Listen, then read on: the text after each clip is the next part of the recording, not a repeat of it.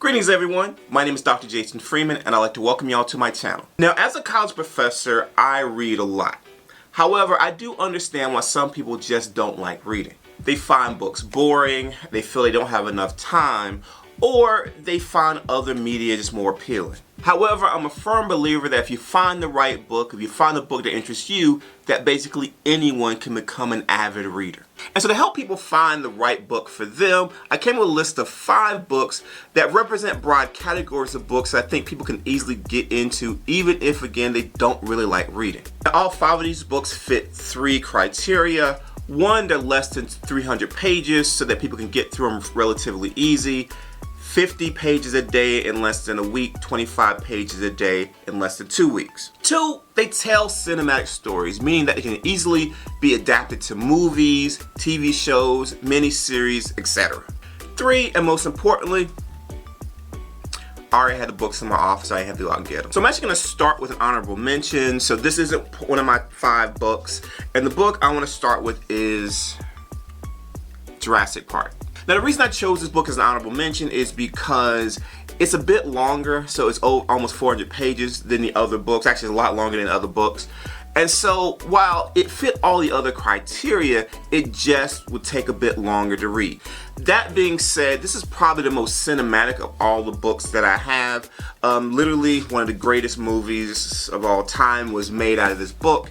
And in fact, this book taught me that the book can actually be better than the movie. So in the book, there are characters who are in the movies that are much better fleshed out, that have a lot more depth.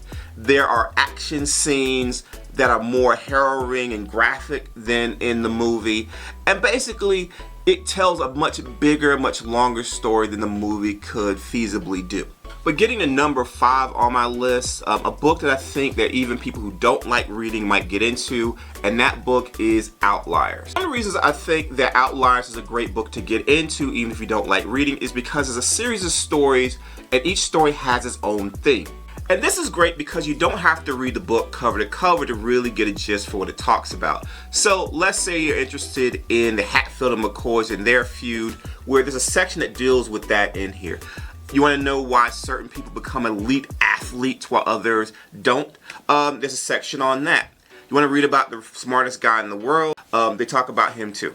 This book became famous because it basically popularized the idea of the law of 10,000 hours. It basically says if you do anything for 10,000 hours, you can essentially become an expert. I use this book in my introduction to sociology classes because it's an easy read, also because it hits a lot of really interesting sociological concepts and teaches them in a way that's really easily digestible. Now if you find Outliers interesting, Gladwell has a lot of other books to choose from. For example, he recently published Revenge of the Tipping Point, another book that really tries to challenge what we think about society. That's an easy read and I think is really interesting.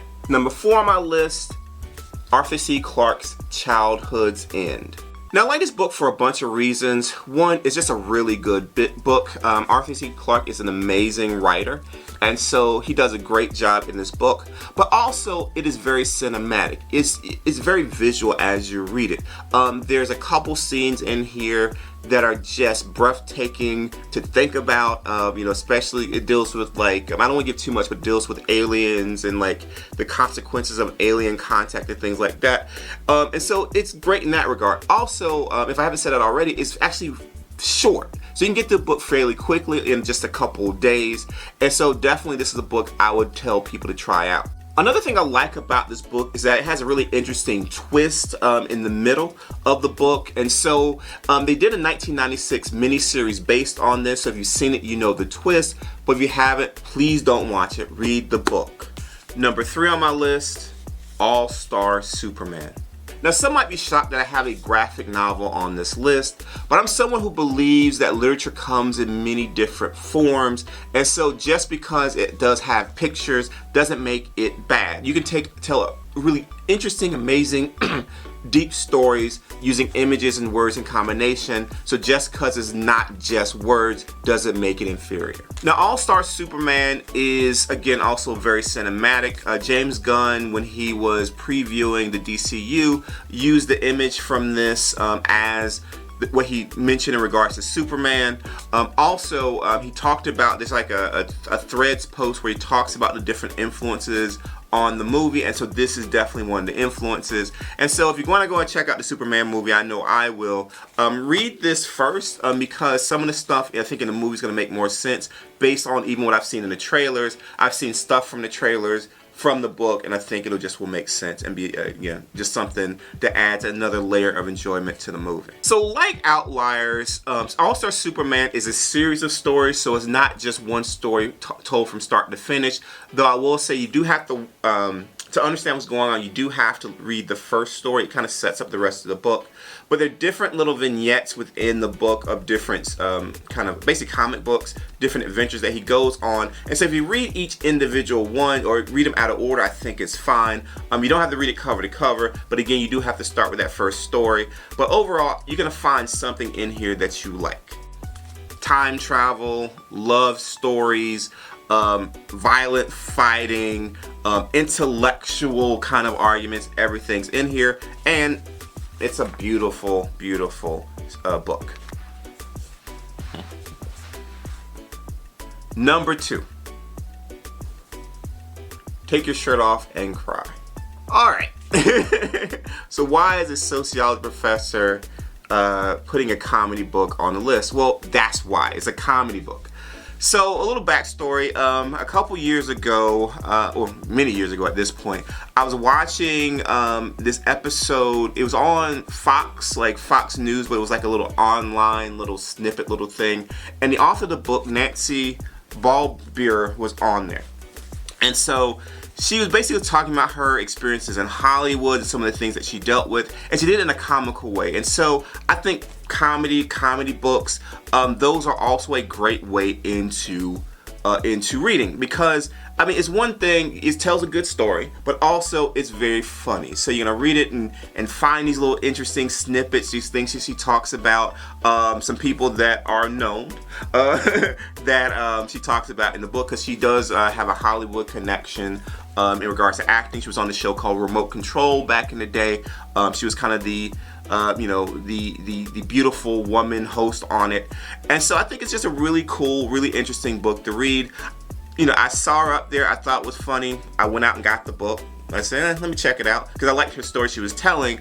I read the book and I absolutely loved it. So again, a book you can get into easily about Hollywood, and it's just really, really funny. And the number 1 book on my list for books that people can get into even if they really hate reading, a book called Reality Matters. Actually, specifically, Reality Matters, 19 Writers Come Clean About Shows We Can't Stop Watching. So it's about reality TV. Now, as I mentioned before, one of the critiques of reading is that there are other media that are much more interesting, and so this book is the best of both worlds. It goes into detail talking about some of the popular reality shows and how they really work. It talks about The Dog Whisperer, it talks about The Real World, it talks about American Idol. It talks about the behind the scenes stuff that oftentimes you never hear about, you never see. And it's cool, it is cool because it's from people who actually worked on the shows. It's insider information.